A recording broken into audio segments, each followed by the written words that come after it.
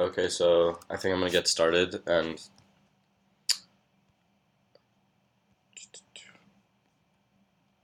got it. So just to give you some background, my name is Ahmed Kamil, and I was born in Khartoum, Sudan, and I moved to the United States when I was about 2 years old. We settled in Greenbelt, Maryland, 20 to 25 minutes outside of DC, and in high school I mostly focused on math and science. But coming into college, I wanted to focus more on international studies and business, and the reason I made the switch, I guess, was because I eventually do want to make an impact and help, developing markets and developing economies specifically. And I don't see, the disconnect in terms of talent or brilliance. As you guys know, there are smart people everywhere. But the problem is that there aren't the institutions in place to, harness that talent. So I made this switch into international studies and business, the Huntsman program, and Model UN has been a pretty big part of my life so far. Um, so I guess just to give you some background on the committee specifically, this is going to be the World Health Organization, and the two topics of discussion are going to be topic A is attacks on healthcare workers, and this is a very, I guess, difficult one to solve because you know healthcare services are like very necessary for any type of conflict situation.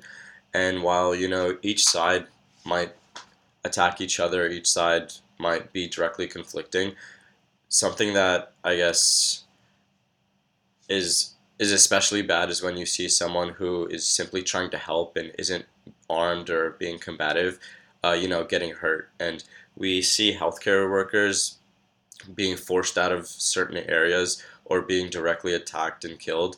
And that's something that's just, very detrimental not only to uh, the healthcare services industry and the healthcare people who try to perform healthcare services, but also the innocent people who are caught in like the crossfire. So in terms of that topic, I would say think creatively and try to like find, new ways that you could, I guess, either place sanctions on people who attack healthcare workers, whether it's actual government groups or rebel groups, or also on the other side, ways that you could go out and find ways to protect these healthcare workers. And topic B, just to give you, I guess, a summary, is pollution in the developing world, because you do have this problem that you have finger pointing on both sides in the sense that developing countries today are given a lot of flack specifically for polluting and not being as green or environmentally friendly as more, I guess, developed countries, quote unquote. And the problem here is that while developing countries are in the industrialization phase right now, where pollution might be the only way to, or not the only way, but the easiest way to get into the more mature phase or the industrialized nation phase, while I guess modern day developed countries were allowed to pollute and allowed to industrialize quickly during the mid 1800s and early 1900s without any type of sanction. So you get constant questions of, is anti-pollution policy kind of hurting developing countries, while developed countries today are still, I guess, feeling or harnessing the fruits of polluting 100 to 150 years ago. Another problem with this is that policymakers aren't really given an incentive at the moment to go out and, pursue these green policies, because on one side, businesses specifically wouldn't like to, increase regulations on their own industry. And on the other side, uh, people, when they act individually, might not, act in accordance to what's best for the planet. And you do have this problem of like tragedy of the commons per se. So those are, I guess, the two topics that we'll be discussing during the committee session in about like 3 weeks, and I'm really excited to get started and uh, maybe answer some questions. Let's start specifically, I guess, with any questions that you have on topic A and B before we move on to, I guess, what makes a good delegate and what I'm looking for in committee. So just take some time to like type out some questions, and I'll answer them as they come in. You could type them into the chat box, but we also have a Blive link, and I'll be checking both like intermittently. So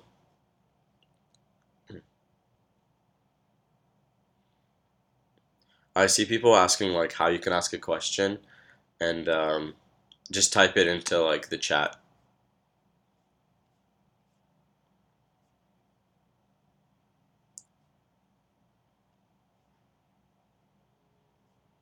Um,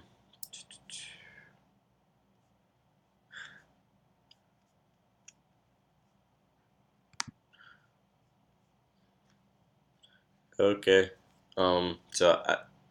I'll give it like I guess another 1 or 2 minutes just to like bring in any questions specifically on the committee topic at this moment.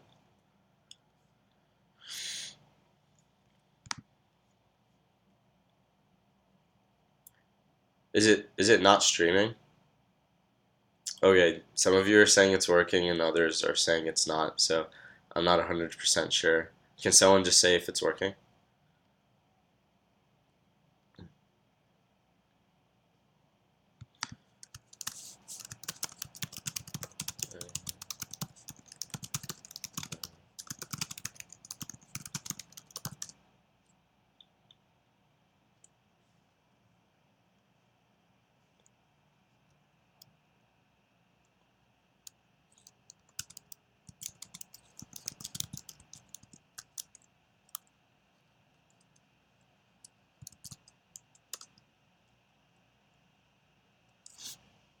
Shrez, can you please like stop, I guess, spamming the chat?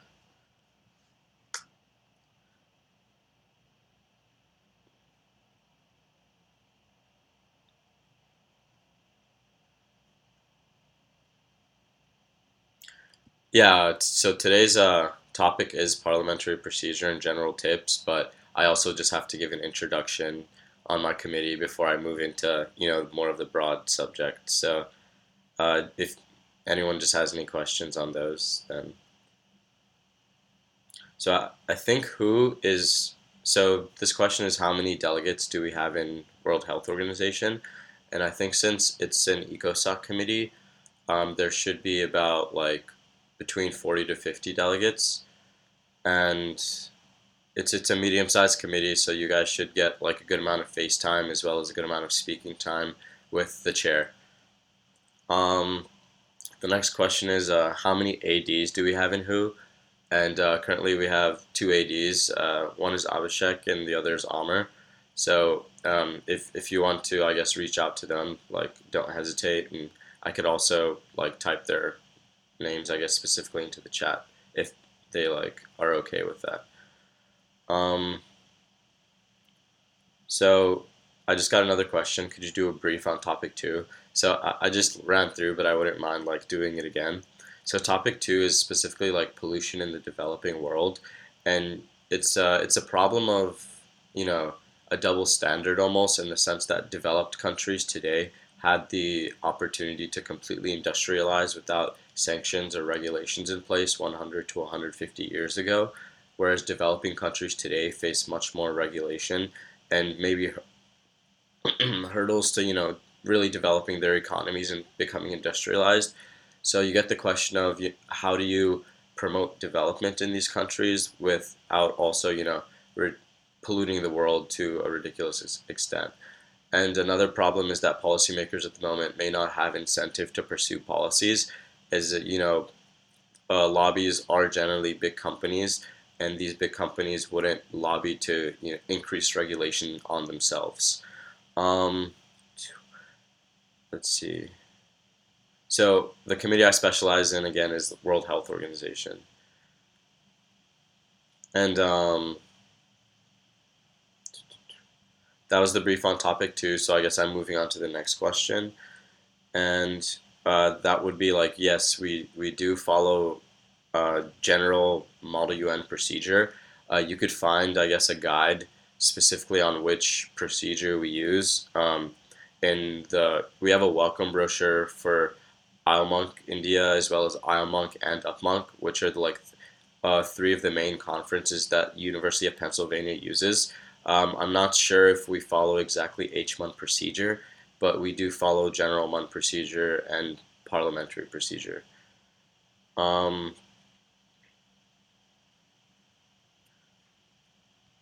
Okay, since I guess we're done with WHO or World Health Organization generally, I could move into, general MUN tips as well as parliamentary procedure.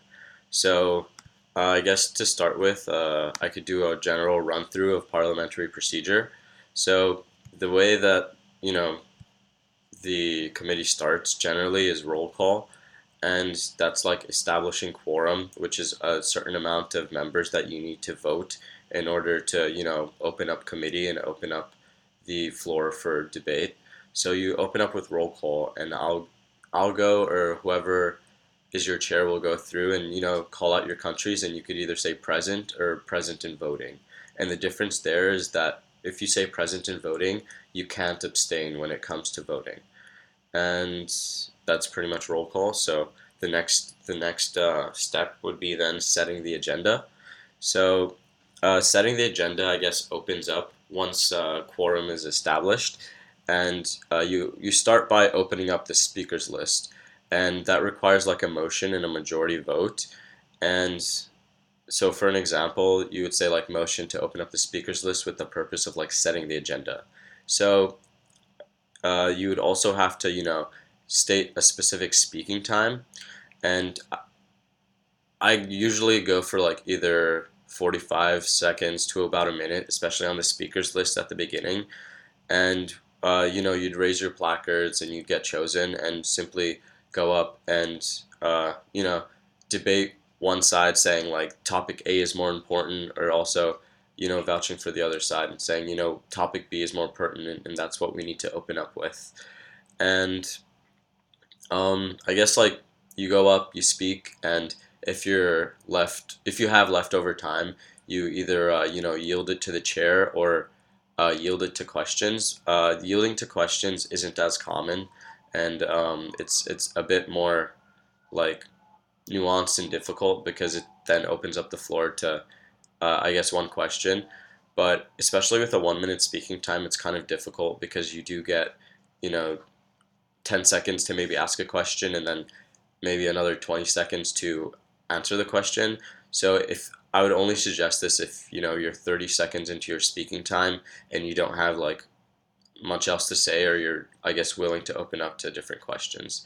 So once a good amount of speakers go through the speakers list, you, I guess, motion to set the agenda, and that's simply like a majority that you need to like pass and set the agenda. So for example, you'd say like motion to set the agenda to topic one, or topic A, or violence against healthcare workers, for instance, and you'd simply vote on this. So I guess that's the very beginning, and that's like opening up the speakers list, roll call, and setting the agenda. So I guess I'll step back for a moment and ask if, you know, anyone has any questions specifically on that.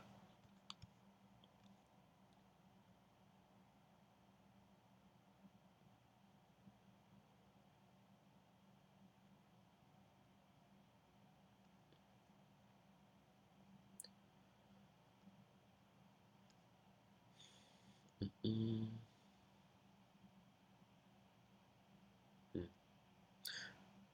So I actually got a really good question, not specifically about parliamentary procedure, but I'll just be going back, I guess, and going through those questions that might not be immediately relevant. But Antarctica, I see your question specifically that about like undeveloped nations not being an ECOSOC, as well as Faraz's question about the mandate specifically about who. So I'll definitely go back to those at the end. So one one question specifically about parliamentary procedure is, can we yield to another delegate? And generally, this is a pretty difficult one to also do. I'd say if you're going to yield to a delegate, please send the chair a note just so that we know what's going on. And you absolutely could, but just like don't do it, I guess, too many times or like too often, but just like let me know when you will. And another question is, should we thank the chair for being recognized every time? So, it doesn't like hurt, and it's like a quick 2 seconds at the very end. I wouldn't say it's 100% necessary, and it won't affect like my perception of you or how many points you get in my mind. But it's just general, I guess, etiquette to say thank you to the honorable chair, thank you to the chair. I yield my time to the chair. But it's just something that people do more of like a formal thing or a habit. Prashik is asking, can you explain present and voting again? Um, so present and voting would just mean when voting procedures finally come along, you're not allowed to abstain. Versus if you say present and I guess you're torn between two resolutions, you could simply not vote. So another one is, do you get extra points for present and voting?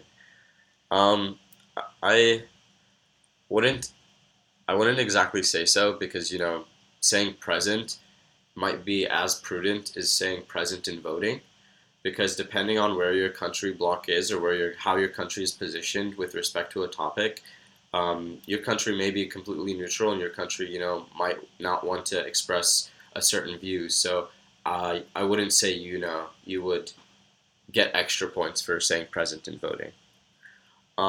So another person asks, like, what is yielding?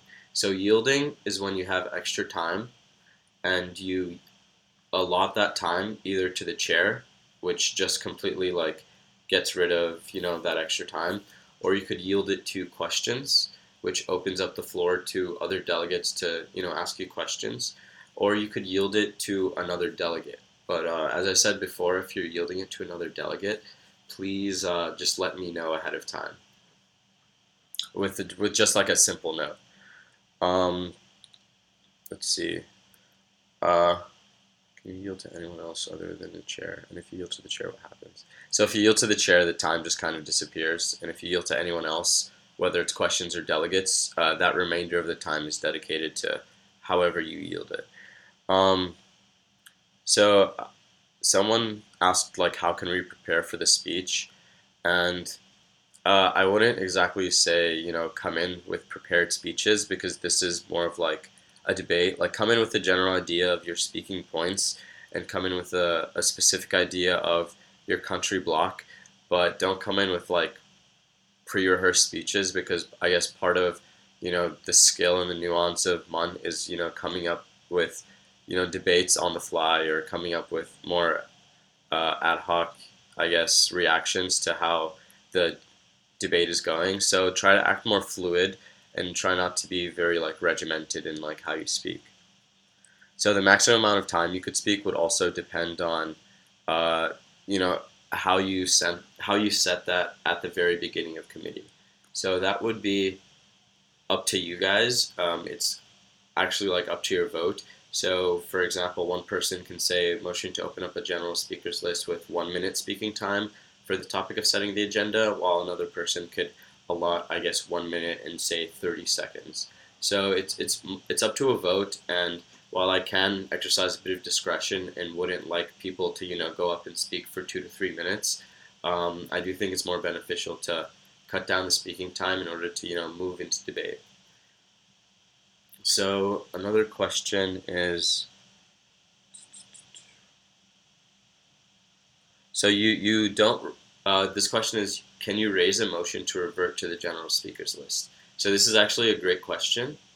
The general speakers list is something that kind of happens in the background as debate goes along. So you open it up, and until you set the agenda or open up moderated or unmoderated caucuses, the general speakers list is what you, I guess, revert back to when there's nothing specifically going on. So imagine that we weren't able to set the agenda, we would just continue with the general speakers list. However, if we moved into a moderated caucus and then tried to move into another type of motion, such as an unmod or a moderated caucus, and both votes failed, then you would revert back. So the general speakers list is more so something that you revert to when other motions fail. So let's see. What if one topic gets more votes than the other? Does the other topic not get debated upon? So that's also a very good question. I'd say generally the first topic usually turns out to be the topic that you spend more time on.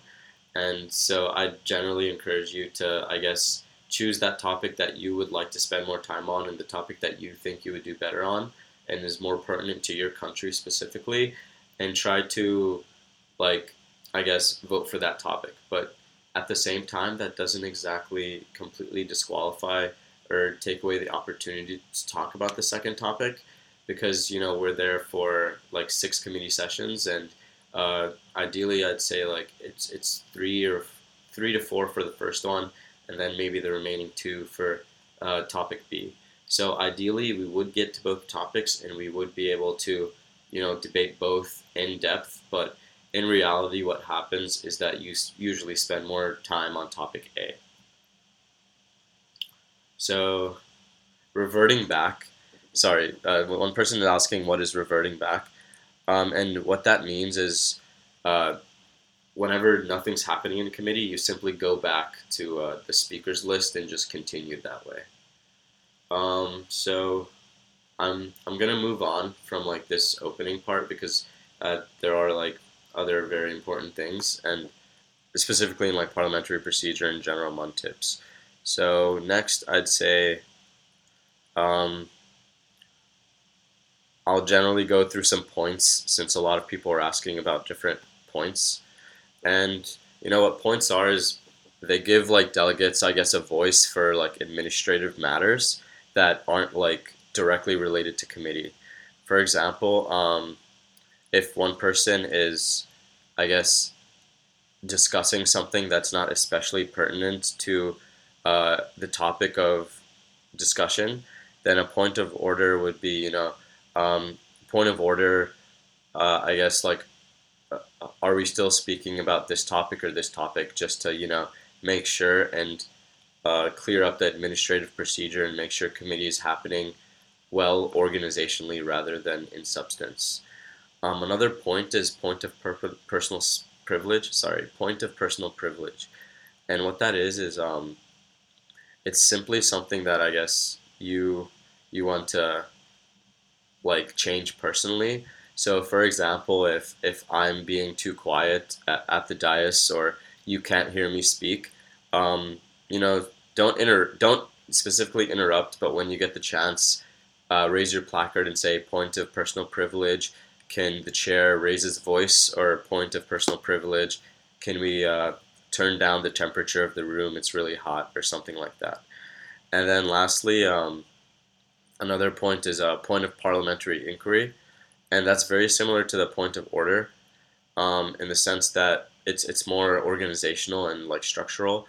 So it would also be like point of point of parliamentary inquiry. Are we like going into voting procedures? What are we doing specifically in this moment? So that's more of a question, and that's to get information about like the specific parliamentary procedure, or where we are in the debate. So I'll open up questions to like parliament points specifically. So point of orders. Okay, this question is: are point of orders entertained? So generally, if I do see point of orders, I do entertain them. But if they do get out of hand and they're stopping the flow of debate, then I will have to like start not entertaining them as much as usual.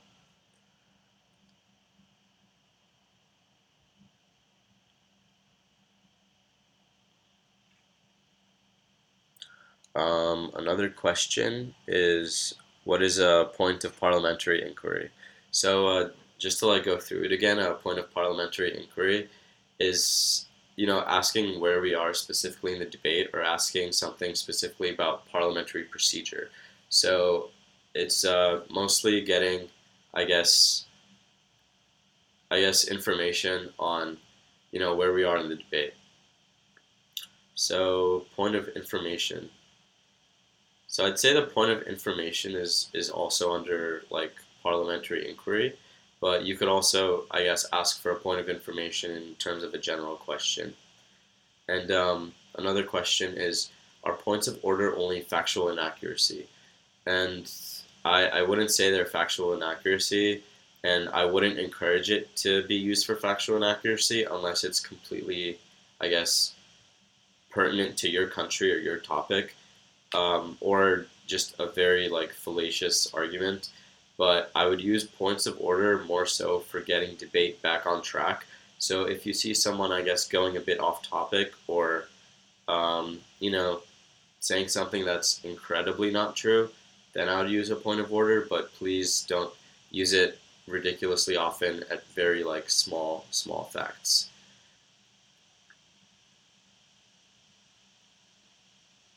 Okay, so this is just a general question, but if someone's asking, should we wear formals throughout the Model UN? Um, I'd say yeah, you should generally wear like formal Western business attire throughout the weekend. Okay. Our point of information entertained for general speakers list and moderated caucuses. And so point of information, I would say, could be used on both fronts because you could have a specific topic for a general speakers list and you could have a specific topic for a moderated caucus. So if, I guess, someone were to go off topic, then you could, please don't like interrupt anyone, but you could use like a point of order or a point of information to like get more information about where we are. So thank you, Bravo QT. That's very true. Like you you could use all of these points, but do this after someone is done speaking. Oh, sorry. So someone's asking again. Our point of order is only factual inaccuracies, and so that would be no. It's not mostly for factual inaccuracy. I'd say it's more so for making sure debate stays on topic and moves forward. Okay, so I'm gonna move on, I guess, to caucusing specifically. So for caucusing, you have moderated caucus and unmoderated caucuses. So the moderated caucuses allow countries that like might be low on the speakers list to go up and talk about something that they find pertinent or important, and let's, I guess, debate move more fluidly because the general speakers list is at the beginning for setting the agenda, and later on might be for a different topic. But moderated caucuses, because they happen usually in 10 to 20-minute increments, allow for a much more like fluid sense of debate. So when you're setting up for a moderated caucus, you have to motion for a specific time allotment for the entire caucus, as well as a speaking time for each delegate, and then a specific purpose that you're willing to, talk about. So an example of this would be, motion for a 10-minute moderated caucus with 30-second speaking time on the topic of increasing like regulation on X, for example. And this is, I guess, a more formal debate, and most people or everyone should generally be quiet and listening, and just try in general not to use too many points of orders or other points to uh, be too aggressive to other delegates. So the point of this is just to go up and show your country's views, and it really opens the door for collaboration and working together during like the unmoderated caucus, which is where I see like the majority, I guess, of like actual resolution writing and the work being done. So for unmoderated caucuses, it allows like for the suspension of rules in formal debate for a certain amount of time. So what it does is it allows delegates to go around freely, specifically, and talk to each other like specifically on topics that they share views on, and allows them to like develop voting blocks and, I guess, working papers and finally resolutions. So this also requires a simple majority to pass, and you also generally have to motion for like a specific time allotment, and sometimes, depending on the context, you would have to uh, like specify a purpose, but yeah, sometimes you do specify a purpose, but other times, uh, you can have a general unmoderated caucus for any variety of reasons. So the way you would do this is by saying motion for a 10-minute like unmoderated caucus, and I'll open up questions specifically to caucuses. Um,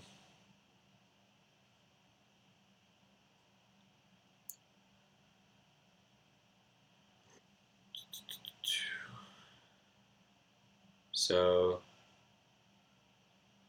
is it necessary that everyone should speak? Um, I'd say generally, if you're at a Model UN conference, you should do your best, to go up and speak, not just because, I guess you're trying to win the conference, but also because it's just a good practice for like, debate and speaking, and just try to speak over the course of conference a few times, and just like, have fun with it. Um, so for the person asking like over and over again if point of informations are entertained, yeah, they absolutely are entertained, and yeah, they are. So thank you for like repeatedly asking that. Mm,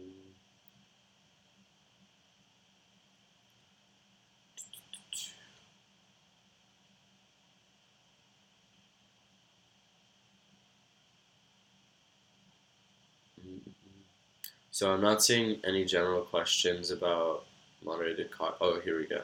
So can the chair cancel a caucus?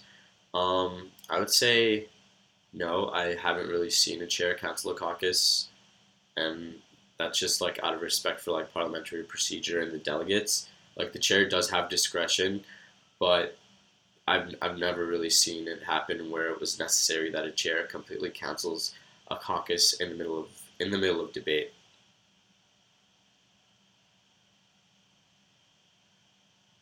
Um,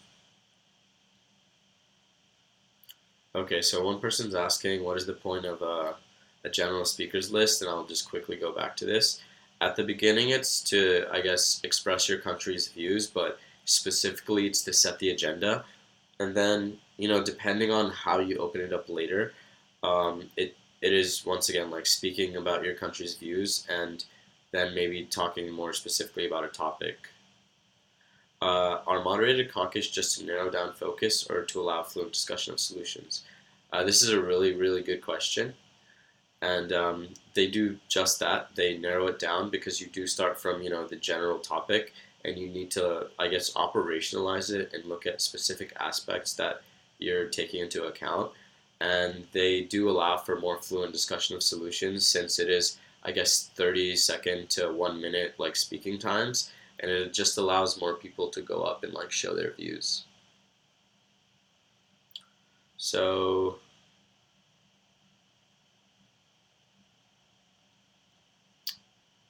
approximately how many caucuses can happen in a day? So I guess assuming that you're in a 2 to 3 hour committee session, um, moderated and unmoderated caucuses are usually between like 10 to 20 minutes. So I'd say you don't get that perfect, I guess, moderated after moderated caucus because you do have like processing time and time you have to dedicate to voting and just simply procedural work. So in a 3 hour committee session, you'd probably have maybe like I'd say 6 to 7 or even 8 like caucuses in general. And I'm gonna move on to resolutions and amendments. So, oh yeah, just to give some background, I guess you guys would be working on working papers throughout committee, mostly during the unmoderated caucuses because it allows you to, I guess, talk more freely and specifically go around and like write. So you would be working on working papers throughout it, and while I do like, you know, suggest that it's mostly during unmoderated caucuses, it is unreasonable to expect you guys to write it in those like 10-minute increments. So I'd say like it is okay for the main writers to either go to the back and quietly work on a working paper, or step out of the room for small amounts of time to work on working papers. So one person is asking, I guess, like, do you need to make working papers?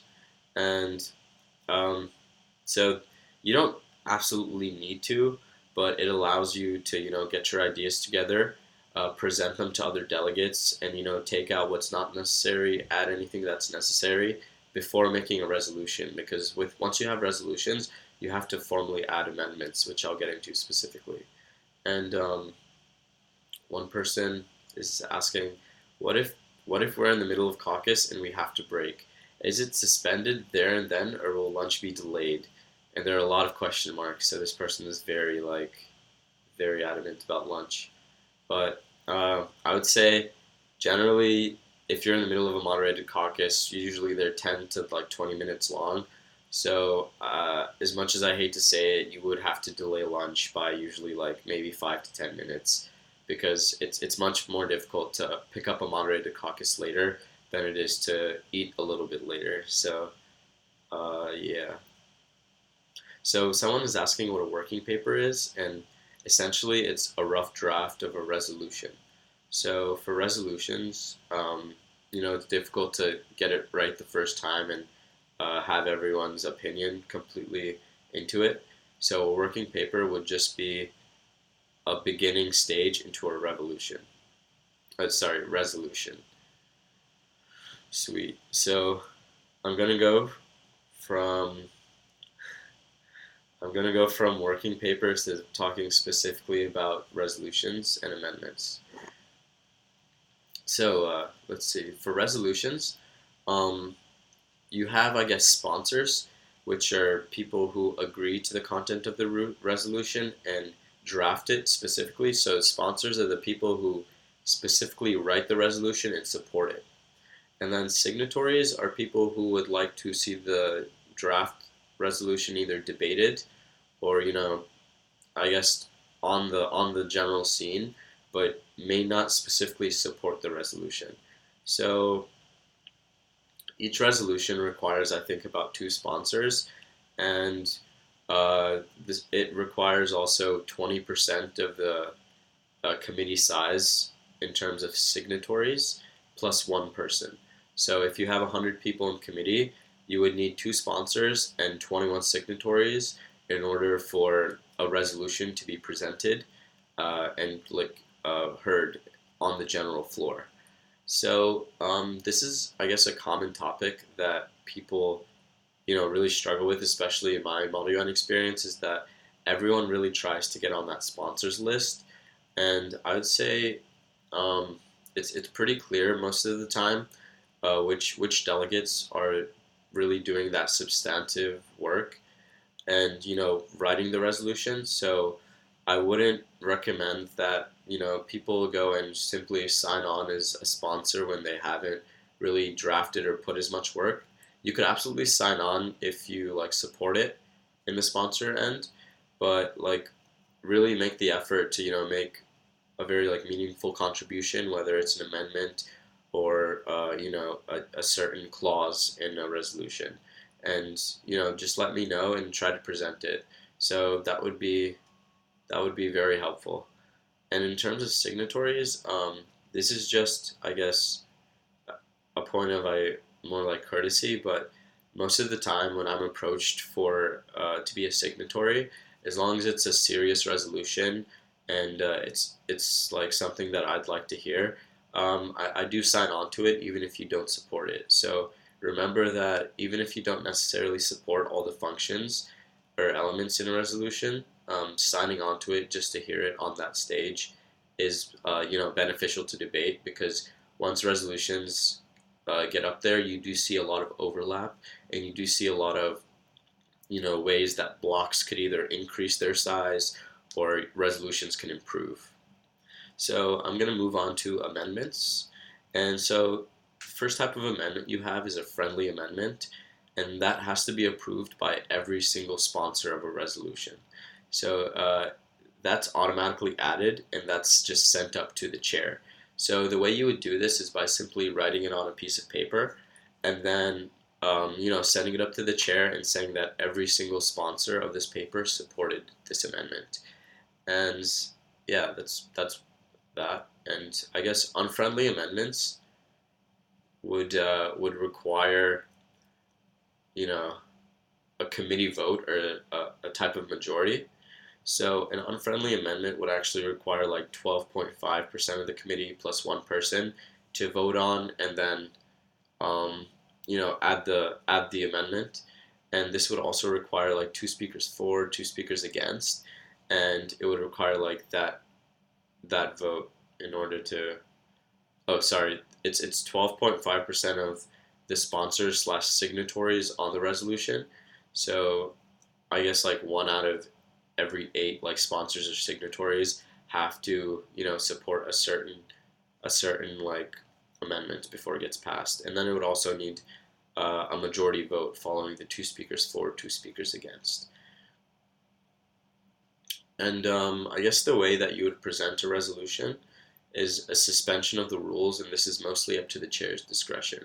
So the way it goes is you would motion to suspend the rules and motion to present a resolution, and if the chair feels that it's at a good time of debate, he would entertain that motion and then move on to letting all of the sponsors go up and specifically ask or specifically present and read the resolution line by line, and then it would open up to a 5 minute like question and answer session at the very end that sponsors would also have the opportunity to like answer questions. And so generally you have two types of questions, which are like substantive questions, which ask specifically about topics or certain subjects that are in the resolution, and then you have non-substantive questions, which would talk more about like grammar. But I would strongly suggest that all of your questions are substantive, because you're writing these types of resolutions very quickly, and I'm not willing to entertain, or most people aren't like willing to entertain a lot of non-substantive questions unless I guess the language is very important for how a certain subject is being communicated. So really focus on using more of those substantive questions to push forward debate. So I'm opening up questions right now to resolutions and amendments. So once again, an amendment is something that you add on to a resolution. So if you would like to see a certain subject either brought up or changed in a certain resolution, you would write a clause, and then you would motion to, I guess, add the amendment, whether it's friendly or unfriendly, to the resolution.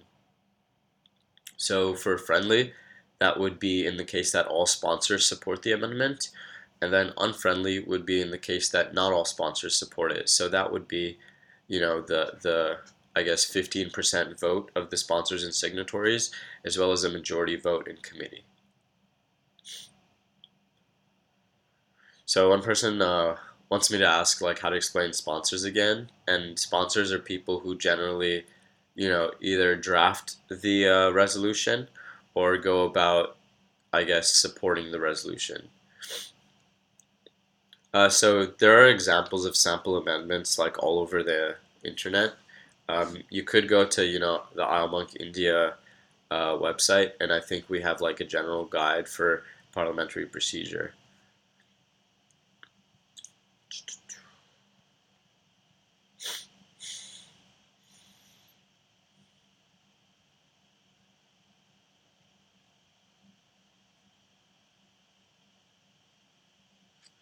Okay, so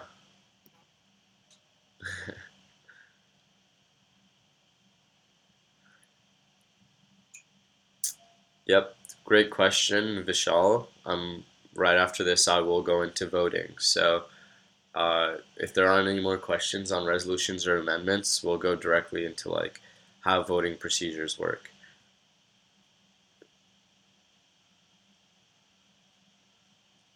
So for voting procedures, let's see, it's pretty, I guess, this part of committee is very driven by parliamentary procedure, so it's very regimented and kind of difficult to understand at first. So first you would have to motion to move into voting procedure.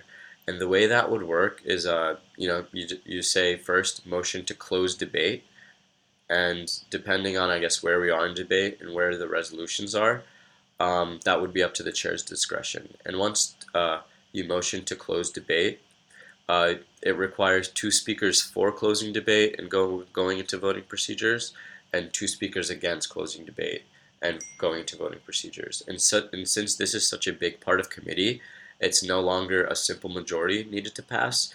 It's actually a 2/3 majority that has to be, I guess, present and willing to go into voting procedures. And I guess once that 2/3 passes, the committee immediately moves into voting procedures. All doors are locked. So something that I see often is, or not often, but I see sometimes, is that people are either in the bathroom or outside, might be working on something, I don't know. But once voting procedures are moved into, the doors are completely locked. Everyone is kind of stuck inside committee, and like the world will not go on until voting is over. So just keep that in mind, and it's kind of a one-way street. And once you go into voting, unless everything kind of fails, it's more of an end game of committee or a specific topic. So how voting procedures work. So for voting procedures, you vote in the order that each resolution was presented. So you do see that people who present their resolutions first have a clear advantage when it comes to voting, because once you see I guess, one resolution pass, you can have other resolutions pass in conjunction. However, if there is a contradictory clause or a contradictory viewpoint between two, you can't have two contrary, I guess, resolutions pass. So you do have that advantage of presenting a resolution first. Each resolution is passed by simple majority, so you simply need to get the majority of people on your side, whether it's signatories or sponsors, or just simply people who support your resolution. So at the beginning, I was talking about the idea of present versus present in voting. So if you said present, then you have the option of abstaining. However, if you say present in voting, you can't abstain, and you either have to vote for or against a certain resolution. And the way we, I guess, check up on this is we do have a specific count of who said present in voting. So we need at least that number of people voting, and not too many abstentions. You do also have motions specific for voting, in the sense that you have motion to reorder the resolutions, and this is one of those very procedural and technical parts of I guess parliamentary procedure, because as I said before, you do have the advantage of going first when it comes to resolutions, and voting to move it, I guess, would require that 2/3 majority, because it's such a specific and such a major move in terms of reordering the resolutions. And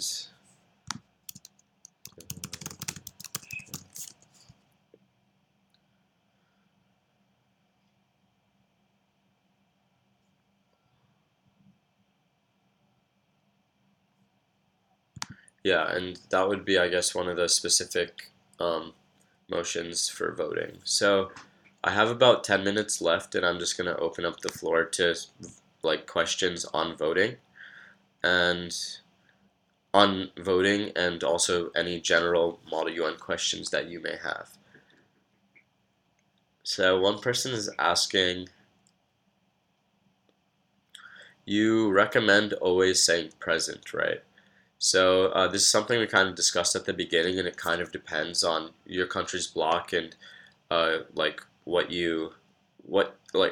how you're positioned in terms of that topic specifically. So if you don't have very strong opinions or your country's views aren't exactly like aligned with either resolution, then saying present at the beginning might like give you that like advantage. So it is a bit of nuance, and it's not as simple as saying it's always better to say present or always better to say present in voting. It really depends, and it's not something also that should play a major factor on like I guess how many points you get. What all should be written on the spot? So So this isn't really written on the spot. It's written more throughout the like sense of throughout the duration of like committee during unmoderated caucuses, sometimes during moderated caucuses in small groups, but it's you're not writing anything on the spot. And let's see, what criteria are you marked on? So I'll just go into that like for a bit. I'd say you're marked on your ability to like move debate and push debate forward, and you're not marked so much on, I guess, your assertiveness or any type of, like, I guess, direct aggression, but your ability to like go up and eloquently, present your ideas, present certain facts, um, show that you did research on your committee, show that you're very collaborative and you're very open to working with people, and just I guess show that you're like a people person and you're able to move forward debate in a way that isn't like overbearing, and that you did put a lot of work into your resolution and that you really care. So that's how I guess I would grade like a specific delegate.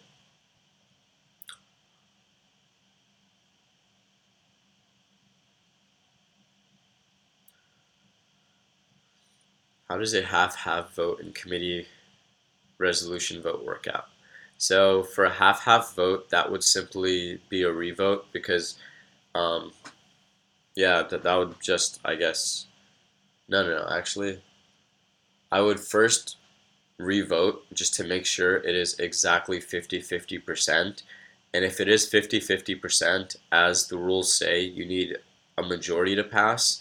And if it is a perfect like half vote, that isn't a majority, so I guess it wouldn't pass. And I guess I'm just gonna end with uh, Gioti's question, which is just like, can you give a general rundown or a general summary of what we covered today? So I started off by talking about the World Health Organization and the two topics that we discussed, which is violence against healthcare workers, as well as what was pollution in a developing country. And then I moved on to specifically parliamentary procedure, and we started off by talking about roll call and the beginning like process of setting up committee, opening debate, and setting the agenda. After setting the general speakers list and setting the agenda and allowing many people to speak, you move into moderated and unmoderated caucuses in order to, I guess, increase the fluidity of debate as well as narrow down the focus of debate. And after a good amount of unmoderated and moderated caucuses, during which you will be, working on resolutions, working on developing voting blocks and building support, um, you move into, I guess, voting procedures, which usually happens at the very end of a good amount of like moderated caucuses and a good amount of debate on a certain topic. And you move into voting procedures to vote on resolutions. And resolutions, as I said before, require sponsors and signatories. Signatories are simply people who want to see a resolution up on the floor, while sponsors are supporters and specifically drafters of a resolution. And once voting procedures start, the doors are completely locked. It requires a 2/3 majority to go into voting procedures. And once you're in voting procedures, it requires a simple majority to vote a resolution to either pass or fail. And once again, the order of resolutions does matter, because if there is certain contradictions, then two resolutions cannot pass in conjunction. And that's the general flow of debate. and I still have like 4 or 5 minutes. So after that summary, um, if you have any questions. Oh, a question that keeps coming up but wasn't like immediately relevant. I apologize if it felt like I was ignoring this, but it was what are position papers? So position papers are just, I guess, short summaries. I usually wrote them in like